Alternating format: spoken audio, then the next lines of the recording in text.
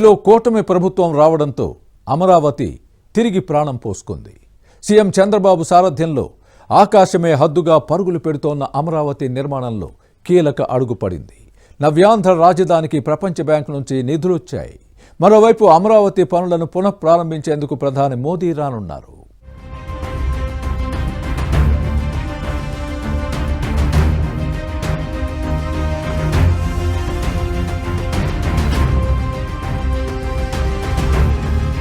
ప్రజా రాజధాని అమరావతి దూసుకుపోతోంది.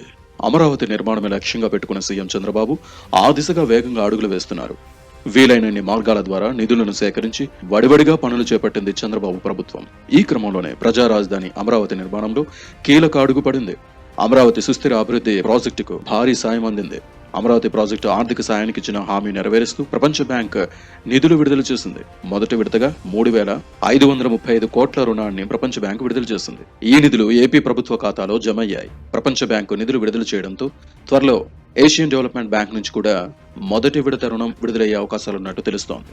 ఈ క్రమంలోనే అమరావతి పునర్నిర్మాణ పనులు త్వరలోనే ప్రారంభం కానున్నాయి. వీటిని ప్రధాని మోదీ చేతుల మీదుగా ప్రారంభించేందుకు ఏర్పాట్లు చేస్తున్నారు.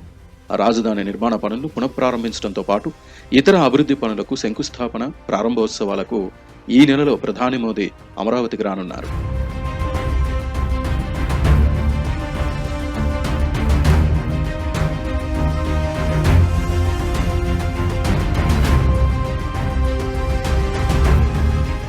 గడిచిన 5 ఏళ్లలో అమరావతి ఉసురును వైసీపీ ప్రభుత్వం తీసేందుకు ప్రయత్నించింది.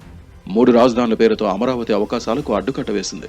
అయితే మళ్లీ చంద్రబాబు సారథ్యంలో కూటమి ప్రభుత్వం బాధ్యతలు చేపట్టగానే అమరావతికి నిధులు రాబట్టే పని ప్రారంభించారు. ఈ క్రమంలోనే వరల్డ్ బ్యాంక్ ప్రతినిధులు, ఏషియన్ డెవలప్మెంట్ బ్యాంక్ ప్రతినిధులను తీసుకుని అమరావతిలో పర్యటించారు. ఈ పర్యటన తర్వాత అమరావతి నిర్మాణానికి 13,000 కోట్ల మేర రుణాన్ని ఇచ్చేందుకు సిద్ధమేనని వరల్డ్ బ్యాంక్ తెలిపింది. అందులో సగం వరల్డ్ బ్యాంక్, మిగిలిన సగం ఏషియన్ డెవలప్మెంట్ బ్యాంక్ ఇవ్వడానికి అంగీకారం జరిగింది. ఈ క్రమంలోనే 2050 నాటికి 35 లక్షల మంది జనాభాను సమకూర్చేందుకు 217 చదరపు కిలోమీటర్ల నగరం కోసం ఏపీ ప్రభుత్వం మాస్టర్ ప్లాన్ సిద్ధం చేసిందని, ప్రస్తుతం అమరావతి ప్రాంతంలో సుమారు 1,00,000 మంది నివసిస్తున్నారని ప్రపంచ బ్యాంక్ తన నివేదికలో పొందుపరిచింది.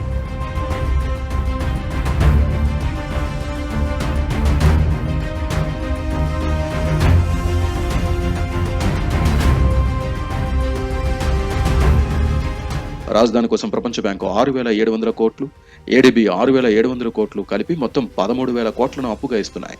మరో 1,400 కోట్లను కేంద్రం ఏపీకి ప్రత్యేక సాయంగా అందిస్తోంది. ఈ నిధులను ఏపీ రుణ పరిమితిలో లెక్కించకూడదని కేంద్రం నిర్ణయించింది. హడ్కో నుంచి 11,000 కోట్ల రుణ సమీకరణకు ప్రభుత్వం అన్ని ఏర్పాట్లు చేసింది. దానికి సంబంధించి అనుమతి లేక కూడా ఏపీకి వచ్చింది. అలాగే జర్మనీకి చెందిన ఆర్థిక సంస్థ నుంచి మరో 5,000 కోట్ల రుణాలు తీసుకునేందుకు ప్రయత్నాలు సాగుతున్నాయి. కాగా తొలి విడత రుణ నిధుల విడుదల కింద వరల్డ్ బ్యాంక్ 3,535 కోట్ల నిధులను రాష్ట్ర ప్రభుత్వ ఖాతాకు విడుదల చేయడాన్ని అమరావతి నిర్మాణంలో కీలక అడుగుగా పరిగణిస్తున్నారు పరిశీలకులు. ప్రతిబంధకాలను దాటుకుని మరి అంతర్జాతీయ సంస్థల నుంచి నిధులు రావడాన్ని విజయంగా పరిగణిస్తున్నారు. ఇకపై ఏ అంతర్జాతీయ సంస్థ అమరావతికి వచ్చినా తొలుత వరల్డ్ బ్యాంక్ రాజధానికి నిధులు ఇచ్చిన విషయాన్ని పరిగణలోకి తీసుకునే నిధుల విడుదలకు సిద్ధపడే అవకాశాలున్నాయని అంటున్నారు.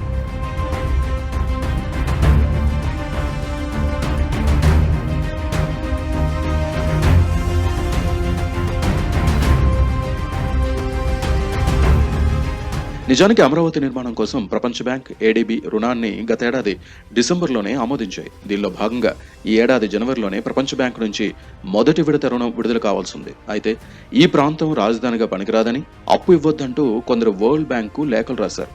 ఈ అభ్యంతరాలను పరిశీలించి నిర్ణయం తీసుకునేసరికి 2 నెలలు ఆలస్యమైంది.